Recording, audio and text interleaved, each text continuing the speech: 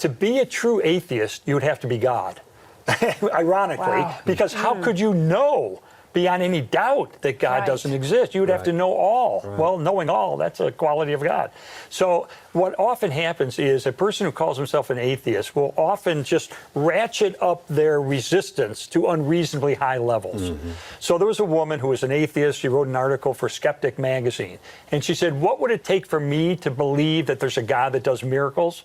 Well, if a chicken learned how to read and then beat a grandmaster at chess, then maybe I'd start to think that there was a miracle that had taken place. But it would take, and you go, really? I mean, that's just ratcheting the resistance to an unreasonable level. I think the question of does God exist is a evidential question. And you can look at the evidence of science, the evidence of history, you can look at the arguments of philosophy, and you can reach a verdict and conclude, do I believe it is true or it's not true? I believe the most rational decision is that God exists and he is the God of Christianity. Jesus is his only son.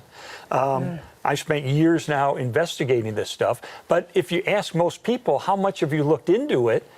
They really haven't. I interviewed Hugh Hefner, the great hedonist and founder of Playboy magazine once, and we were talking about faith issues. And I said, what about the resurrection of Jesus? And he said, oh, if the resurrection's true, that changes everything.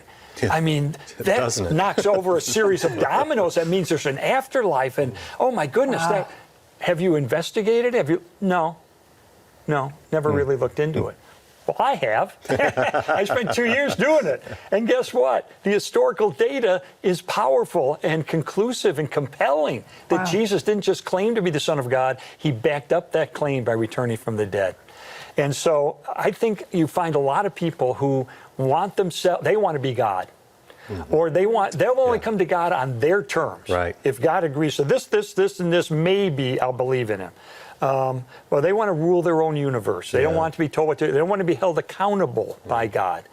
And so they'll ratchet up the skepticism to unreasonably high levels. One thing I say to people like that is this. Let me just ask you a question. If God did exist, and you could ask him only one question, and you knew he'd give you an answer right now, what would you ask him? Okay. And the reason I ask that question is it kind of distills down what's their biggest sticking point between them and God. You know, we all have sticking points holding us up in our journey toward God. And if you can define what that is, then I can help you find answers. So in 80% of the cases, if you ask a non-believer that question, they're going to say some permutation of why does a loving God allow suffering? That's a big one. That's a big one. Definitely. And so, great, now we can discuss it. And if I can give you an answer to satisfy your heart and soul, maybe you get past that sticking point and make progress toward God.